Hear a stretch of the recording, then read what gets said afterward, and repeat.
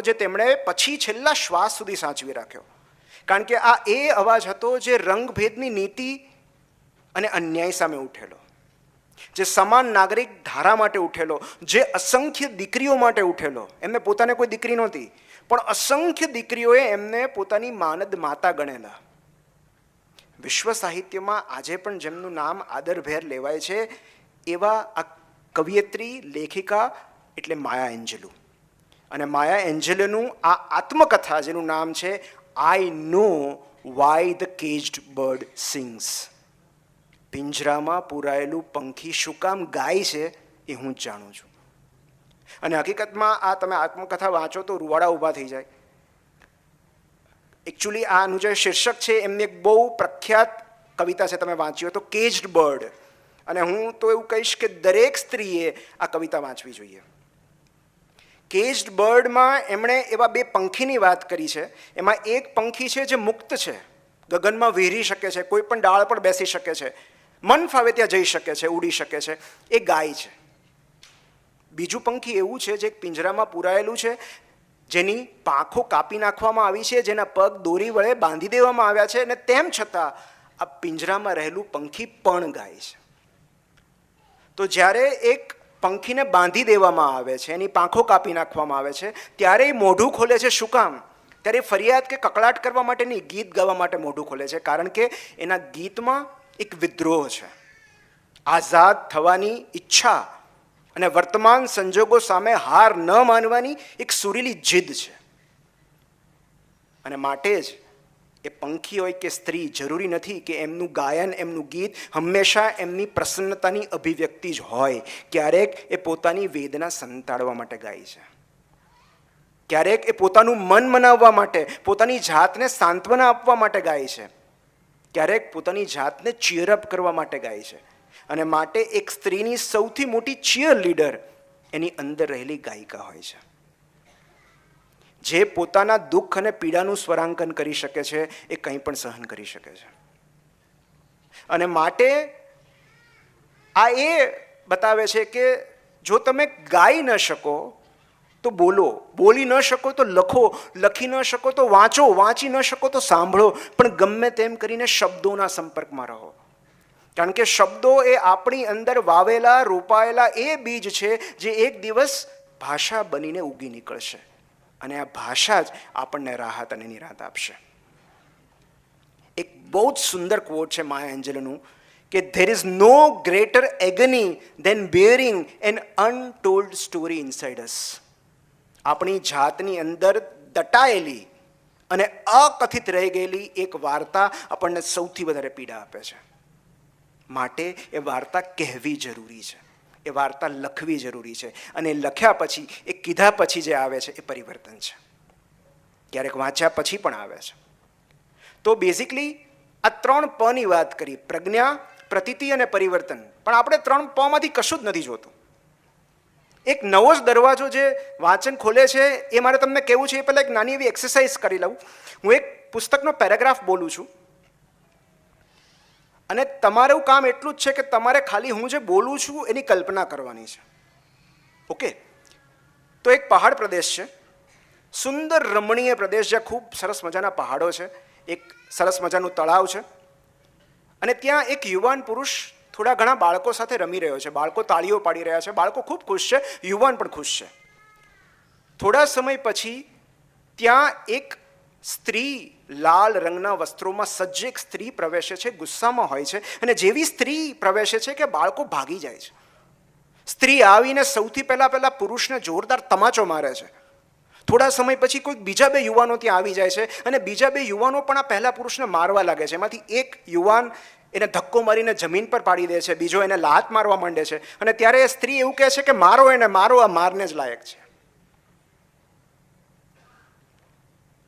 હવે કેટલી બધી કલ્પનાઓ છે, તમને કેટલા બધા સવાલો હશે કે આ સ્ત્રી કેવી દેખાતી હશે, આ પુરુષ કોણ હશે, આ બીજા 2 જણ આવ્યા એ કોણ હશે, શું હશે?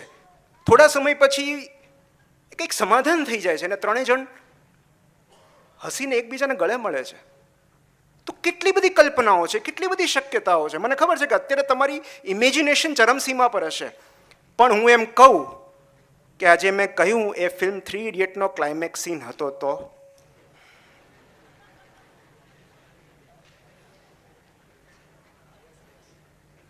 બધી કલ્પના શક્તિ ફૂસ થઈ ગઈ કે નહીં?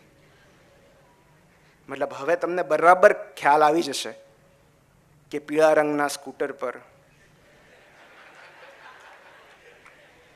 લાલ કપડામાં સજ્જ એક સન્નારી આવે છે, પોતાની હેલ્મેટ ઉતારે છે, તમાચો મારે છે અને પછી નાક વચ્ચે નથી આવતું.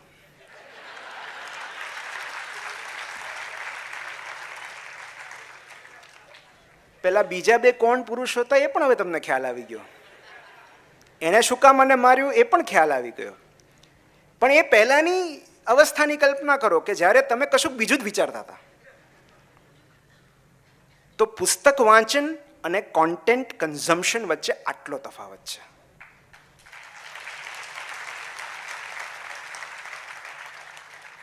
એ પુસ્તક વાંચન મેં જ્યારે કીધું ત્યારે અહીંયા જેટલા લોકો બેઠા છે એ બધાની સ્ત્રી અલગ હશે, પુરુષ અલગ હશે, એ દ્રશ્ય અલગ હશે. પણ જ્યારે હું એમ કહું કે આ 3 ઇડિયટનો ક્લાઇમેક્સ સીન છે, તમારા બધાના મનમાં એક જ દ્રશ્ય હશે. કારણ કે જ્યારે ફિલ્મ પડદા પર આવે છે ત્યારે તમને બધું રેડીમેડ આપી દેવામાં આવે છે. આપણા મગજે કશું જ કરવું નથી પડતું. અને ક્યારેક તો એ લોકો કહે જ છે કે મગજ ઘરે મૂકીને આવો તો વધારે હળવા રહેશો. પણ મોટાભાગે આપણને બી વોર્નિંગની ક્યાં જરૂર હોય છે?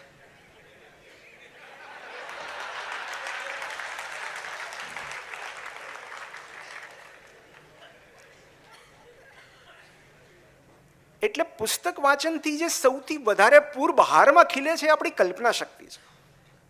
કારણ કે જ્યારે આપણે વાંચીએ છીએ ત્યારે અનાયાસે આપણું મન કલ્પનાઓ બાંધવા લાગે છે.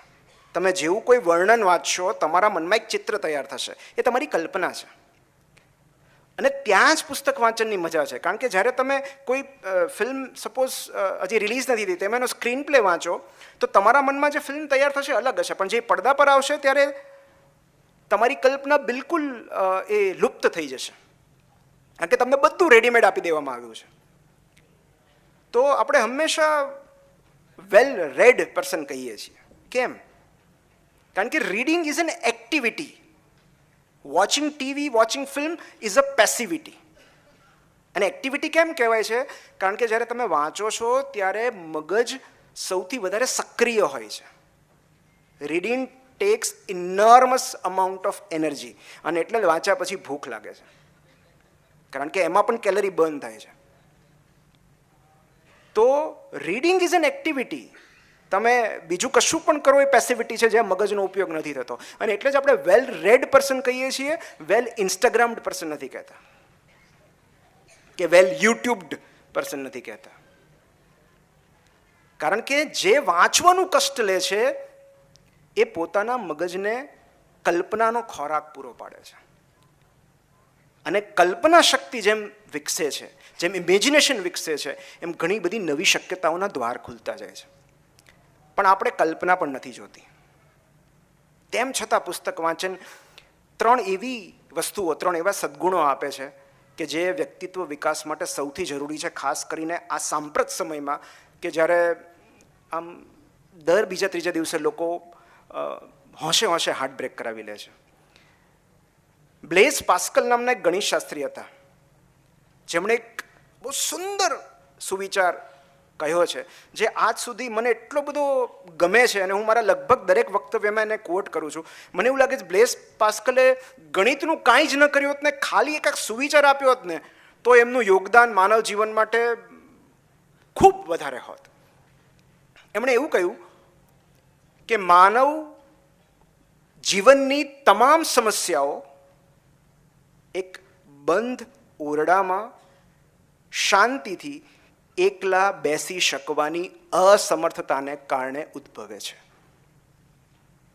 માનવ જીવનની તમામ સમસ્યાઓ એક બંધ ઓરડામાં શાંતિથી એકલા બેસી શકવાની અસમર્થતાને કારણે ઉદ્ભવે છે. આ વાક્ય તમે 10 વાર વાંચો, 20 વાર વાંચો, એને અલગ અલગ પરિપ્રેક્ષ્યમાં જુઓ, તમને હંમેશા એ યથાર્થ લાગશે, રિલેવન્ટ લાગશે, પ્રસ્તુત લાગશે. અને કેમ? કારણ કે હવે કેમ આપણે બધું આ મેડિટેશન તરફ, વિપશ્યના શિબિર તરફ આગળ વધી રહ્યા છે કે તમે એકવાર બંધ ઓરડામાં 10 દિવસ તમારી જાત સાથે વિતાવી તો જુઓ. લોકોને એવરેસ્ટ ચડવાનો ડર નથી લાગતો, પણ એકલા એક જગ્યાએ બેસવાનો ડર લાગે છે. કારણ કે એડવેન્ચર કરતાં પણ વધારે ભયાનક કશું હોય તો એ આપણું મન છે, આપણા વિચારો છે. તો આપણે એટલી બધી તો અપેક્ષા નથી રાખતા, પણ પુસ્તક વાંચનથી જે 3 મહત્વના સદ્ગુણોનો વિકાસ થાય છે, જે આપણને, આમ તો રીડિંગ ઇઝ ઓલ્સો મેડિટેશન, જે આપણને 3 બાબતો શીખવે છે, એ છે એકાંત, મૌન અને એકાગ્રતા. અને જેઓ મૌન, એકાંત અને એકાગ્રતામાં પારંગત થઈ શકે છે, તેઓ જાત પર રાજ કરી શકે છે.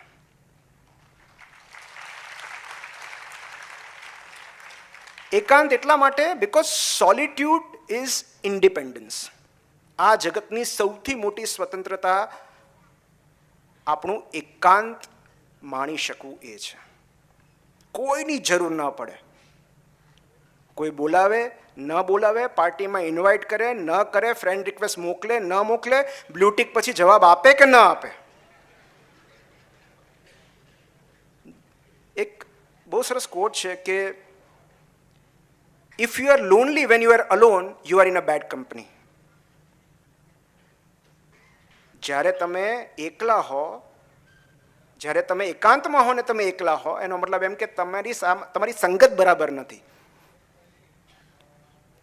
તો સોલિટ્યુડ ઇઝ ઇન્ડિપેન્ડન્સ. જ્યારે તમે સ્વ સાથેનો સંવાદ, આત્મસંવાદ તમે માણી શકો, તમારી પોતાની હાજરીને માણી શકો, કોઈ બોલાવે કે ના બોલાવે, એ ખરી સ્વતંત્રતા છે. અને મૌન માટે તો એક આધ્યાત્મિક ગુરુ છે જમૈકાના, મૂજી, એનું એક બહુ સરસ કોટ છે કે if you can bear your own silence, you are free. જો તમે તમારું મૌન સહન કરી શકો તો તમે મુક્તિની નજીક છો.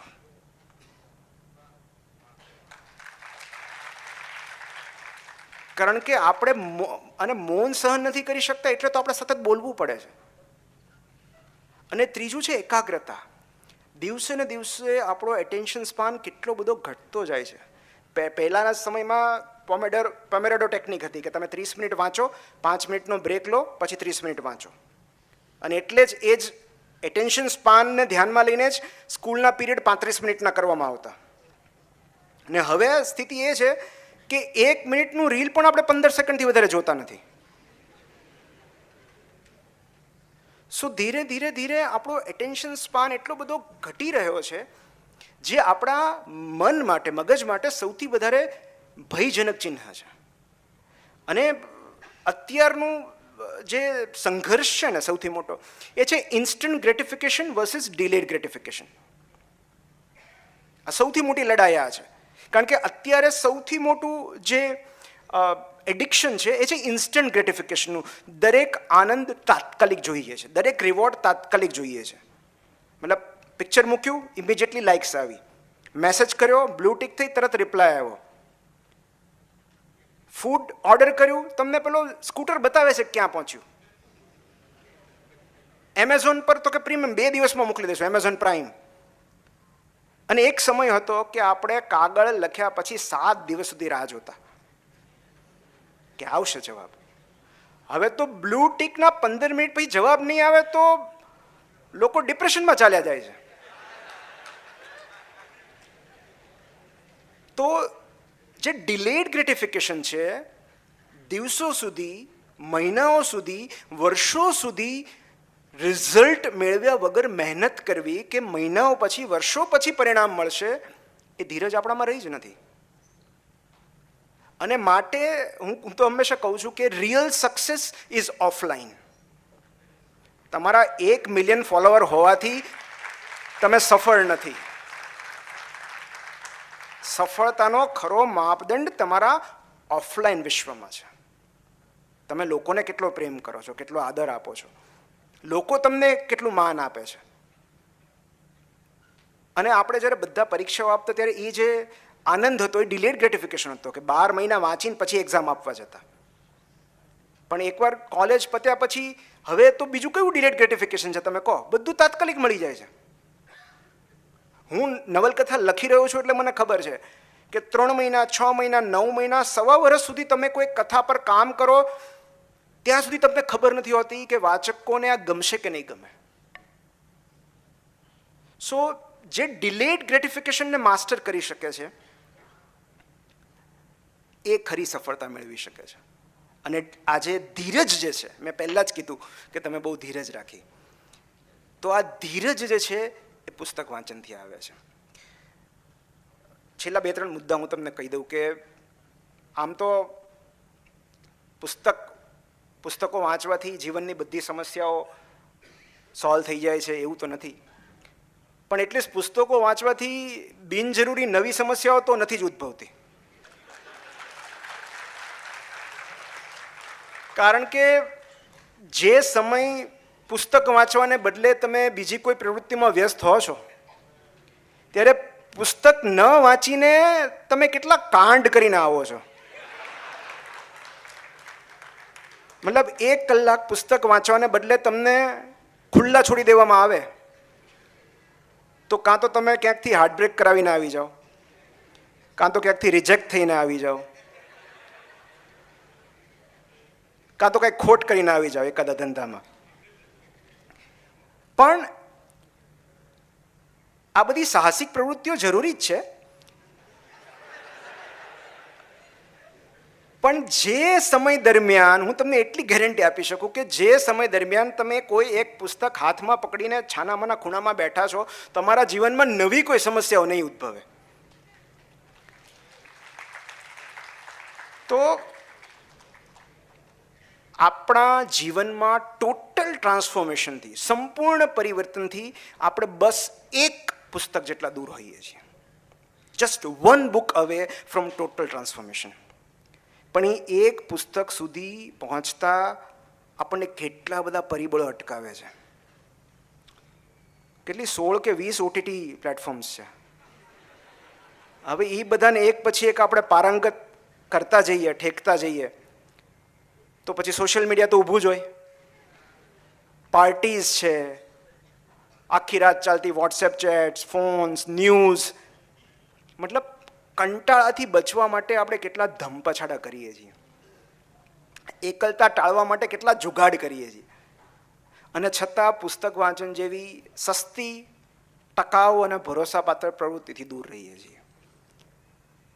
તો બીજું કાંઈ નહીં, પુસ્તકો વાંચવાથી એટલી ખાતરી થાય છે કે આ જગતમાં આપણે એકલા જ દુખિયારા નથી. આ જગતમાં આપણી કરતાં પણ વધારે દુઃખી હોય એવા લોકો છે, અને એ લોકોએ પોતાના જીવનમાં કઈ રીતે ટ્રાન્સફોર્મેશન લાવ્યા છે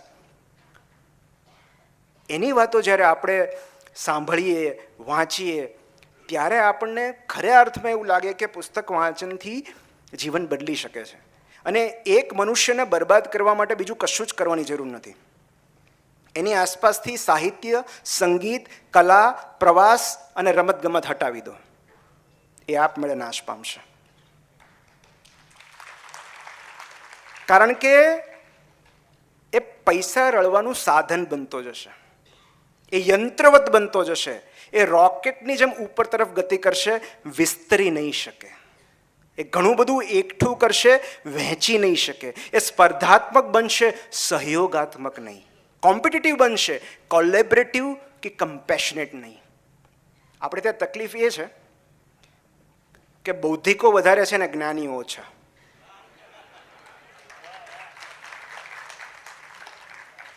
ઇન્ટેલિજન્સ વધારે છે પણ ઇન્ટેલેક્ટ ઓછી છે. પોતાની વાત કે વ્યૂ પોઈન્ટ સાચો સાબિત કરવા માટે લોકો કલાકો સુધી દલીલ કરી શકે છે, પણ સામેવાળાની વાત સાંભળવાને સમજવા માટે એમની પાસે 5 મિનિટનો સમય નથી. અને માટે વધુ પડતી માહિતીનો અતિરેક માનસિકતાને ઈજાગ્રસ્ત કરે છે. અને એટલે જો માનસિકતાને બચાવવી હશે તો સમયસર માહિતીના જગતમાંથી વિદાય લઈ અને અનુભૂતિના જગતમાં પ્રવેશ કરવો પડશે. અને આ અનુભૂતિના જગતમાં પ્રવેશ કરવા માટે પુસ્તકો જરૂરી છે.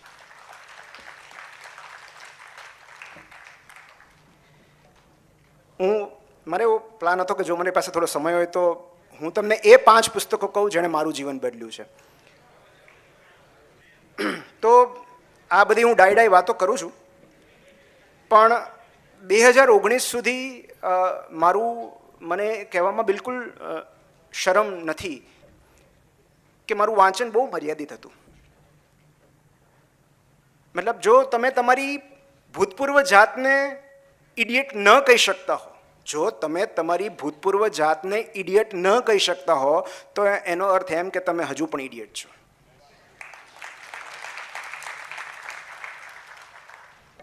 તો મારું વાંચન બહુ મર્યાદિત હતું, કારણ કે એવું ભંગાણ નહોતું થયું જીવનમાં. મતલબ તમે કંઈ લોકો આમનામ ઈશ્વર પાસે નથી જતા, કંઈક થાય ત્યારે જ જાય ને. તો એવી રીતે લાઇબ્રેરીની મુલાકાત કાં તો પ્રેમમાં પડે ત્યારે થાય, પ્રેમ કરવા માટે થાય, કાં તો હાર્ટ બ્રેક પછી થાય કે હવે પુસ્તકો જ સહારો છે. તો 2019માં ઘણા બધાને ખ્યાલ છે, અમારે સવારે જ કેતનભાઈ જોડે વાત થઈ કે એ પછી પણ મને એક જણે એવું કીધું કે ઓફિશિયલ આંકડો એવો છે કે સુરતમાં દર વર્ષે 1000 લોકો સુસાઇડ કરે છે. તો કદાચ 1000 કરતાં વધારે, તો આમાં તો સાચા આંકડા આપણી પાસે પહોંચતા નહીં હોય. તો ડિપ્રેશન એટલું બધું કોમન છે અને સુરતમાં જ છે એવું નથી. 2019માં હું પોતે, જેના વિશે મેં ઘણું બધું લખ્યું છે, કહ્યું છે કે હું પોતે એક મેજર ડિપ્રેસિવ એપિસોડનો શિકાર હતો અને જેમાંથી બહાર લાવવા માટે દવાઓ તો હતી જ, પણ દવાઓ સિવાય મેં બીજા ઘણા બધા પ્રયત્નો કર્યા. અને એમાં 5 પુસ્તકો મને એવા જડ્યા સમયાંતરે જેમણે મારું જીવન બદલી નાખ્યું. એટલે પુસ્તકો ખરેખર જીવન બદલી શકે છે એવું જો મારે નામ લઈને કહેવું હોય તો હું આ 5 કે 6 પુસ્તકો કહીશ. એમાં સૌથી પહેલું પુસ્તક છે જે તમારે દરેકે વાંચવું જોઈએ, એ છે મેન્સ સર્ચ ફોર મિનિંગ, જે વિક્ટર ફ્રેન્કલ સાયકોથેરાપિસ્ટ હતા, સાયકોલોજિસ્ટ હતા. એમણે વિશ્વયુદ્ધ 2 દરમિયાન યહૂદીની વાત થઈ, તેઓ યહૂદી હતા. તો નાઝી કોન્સન્ટ્રેશન કેમ્પ, નાઝી એટલે હિટલરની જે પાર્ટી હતી, પોલિટિકલ પાર્ટી નાઝી, એમણે જીનોસાઇડ, તમને જીનોસાઇડ નામ સાંભળ્યું હશે કે જ્યારે કોઈ એક કોમને ખતમ કરી દેવાના ઈરાદાથી જ્યારે એમને હત્યા કરવામાં આવે ત્યારે એને જીનોસાઇડ કહેવાય. તો નાઝી કોન્સન્ટ્રેશન કેમ્પમાં બધા યહૂદીઓને પકડીને નાખી દેવામાં આવ્યા. અને એમાંથી જે લોકો ભાગ્યશાળી હતા, આ વાક્ય ધ્યાનથી સાંભળજો, જેઓ ભાગ્યશાળી હતા એમને ગેસ ચેમ્બરમાં મારી નાખવામાં આવ્યા. ભાગ્યશાળી એટલા માટે કહું છું કે જે બાકી બચ્યા એમના પર જે અમાનવીય જુલ્મ અને અત્યાચાર થયો છે એની આપણે કલ્પના પણ ન કરી શકીએ. અને એમાંના એક હતા વિક્ટર ફ્રેન્કલ પોતે, જેઓ ડૉક્ટર હતા, પણ because he was a Jew એમને કોન્સન્ટ્રેશન કેમ્પમાં નાખી દેવામાં આવ્યા. અને કોન્સન્ટ્રેશન કેમ્પમાં એમને થયેલા અનુભવો વિશે એમણે આ પુસ્તક લખ્યું છે, મેન્સ સર્ચ ફોર મિનિંગ. અને આ પુસ્તકમાં શું છે? બસ એટલી જ વાત છે કે જીવવા માટે કોઈ એક નિમિત્ત જોઈએ છે, કોઈ એક કારણ જોઈએ છે. જેમ કે કોન્સન્ટ્રેશન કેમ્પમાં તમે પુસ્તક વાંચો, હવે તેનો ગુજરાતી અનુવાદ પણ ઉપલબ્ધ છે, કે એ લોકોએ કેદીઓ ભાગી ન શકે એ માટે ફરતી તારની વાડ કરી હતી. અને એને એ ઇલેક્ટ્રિકલ વાડ હતી, એટલે તમે જો ભૂલથી તમે રસ્તો ઓળંગવા જાઓ, એ વાડ ઠેકવા જાઓ તો કરંટ લાગે. એ જાણતા હોવા છતાં કેટલાક કેદીઓ સુસાઇડના ઈરાદાથી એ વાડને પકડી લેતા. કરંટથી શોક લાગે અને શોકથી મૃત્યુ થઈ જાય એટલા માટે. તો આવા કેટલા લોકો સુસાઇડ કરવાના નવી યુક્તિઓ વિચારતા. એમાંથી 2 જણના એમણે સુસાઇડ પ્રિવેન્ટ કરેલા એ કોન્સન્ટ્રેશન કેમ્પમાં, જેમાં એમણે લખ્યું છે કે 2 વ્યક્તિઓને એમણે ખાલી એટલું જ પૂછ્યું કે તમારે સુસાઇડ આવતીકાલ સવારે કરવો છે, હું તમને નહીં રોકું, તમે ખાલી મને એટલું કહો કે એવું કયું કામ છે જે અધૂરું રહી જશે. તમારા મૃત્યુ પામવાથી એવું કયું કામ છે જે અધૂરું રહી જશે. મતલબ કે ધારો કે આવતીકાલ સવારે તમને અહીંથી આઝાદ કરવામાં આવે તો પહેલું કામ તમે કયું કરશો?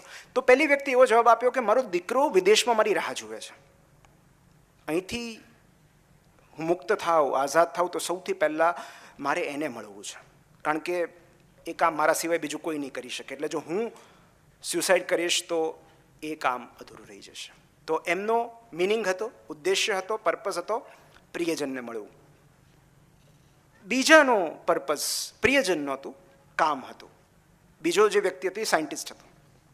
એણે એવું કહ્યું કે મેં ઘણી બધી થિયરીઝ લખી છે, એક અપ્રકાશિત પુસ્તક છે જે મારે પ્રકાશિત કરવું છે. જો અહીંથી મને આઝાદ કરવામાં આવે તો સૌથી પહેલાં હું એક પુસ્તક પ્રકાશિત કરીશ, કારણ કે એ મારા સિવાય કોઈ નહીં કરી શકે, મારું એ કામ અધૂરું રહી જશે. બસ આટલું જ. આ બે જણને આ માત્ર એક પ્રશ્નના આધારે વિક્ટર ફ્રેન્કલે એમનો મિનિંગ યાદ કરાવ્યો, એમને સુસાઇડ કરતા અટકાવ્યા. અને વિક્ટર ફ્રેન્કલ 3 વર્ષ સુધી કોન્સન્ટ્રેશન કેમ્પમાં આ યાતના સહન કરી શક્યા, કારણ કે એમનો મિનિંગ હતો, એમનો લાઈફનો પર્પઝ હતો એમના આ કોન્સન્ટ્રેશન કેમ્પ દરમિયાન થયેલા અનુભવોને પુસ્તક સ્વરૂપે પ્રકાશિત કરવાનો.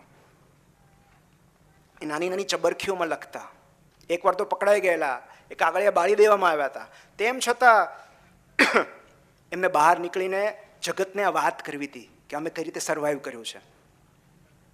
અને તેઓ જે લોકો સર્વાઈવ થયા એ દરેક પાસે જીવન જીવવાનો એક સ્ટ્રોંગ મોટિવ હતો, એક ઉદ્દેશ્ય હતો. એ પ્રિયજનને મળવા